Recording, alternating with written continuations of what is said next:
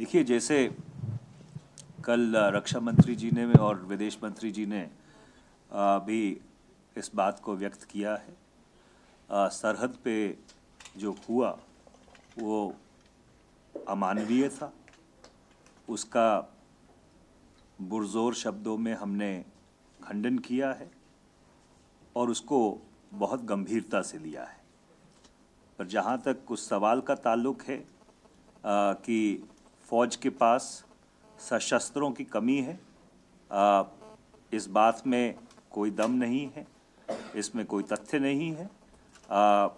आज जो गंभीर मसला हमारे सामने है वो इस बात को लेकर है कि हमारे एक फ़ौजी जवान के साथ अमानवीय ज़्यादती की गई थी और उसको बहुत गंभीरता से और बहुत संवेदनशीलता से भारत सरकार ने लिया है।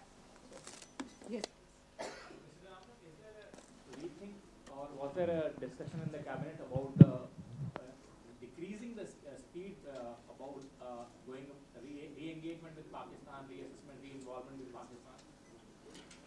As I said, the cabinet was briefed about the incident and not cabinet, CCS was briefed about the incident and the subsequent developments, but there is nothing for me to share in this media conference. If anything has to be stated, it will be said by the Defence Ministry.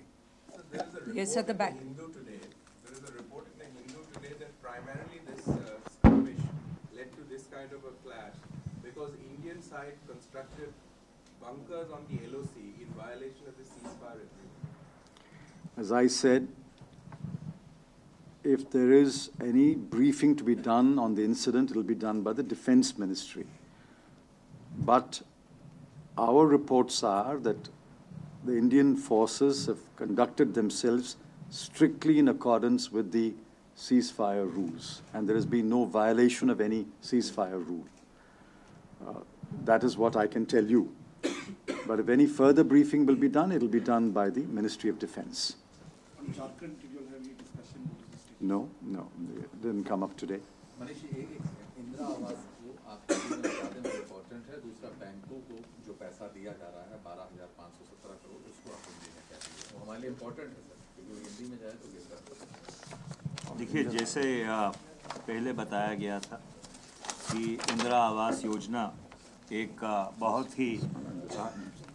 ही जनप्रिय योजना है और उसके तहत जो परिवार गरीबी रेखा से नीचे रहते हैं उनको एक आवास बनाने के लिए भारत सरकार से सहायता दी जाती है। आज कैबिनेट के सामने ये प्रपोज़ल आया था कि 45,000 रुपये जो सहायता दी जाती है उसको बढ़ाया जाए। तो कैबिनेट ने ये फैसला किया है कि जो मैदानी इलाके हैं उसमें 45,000 से बढ़ाकर 70,000 रुपया हर मकान को बनाने के लिए माली सहायता दी जाएगी। और जहाँ तक पहाड़ी इलाकों का सवाल है वहाँ पे 48,500 रुपये से बढ़ाकर 75,000 रुपये माली सहायता दी जाएगी।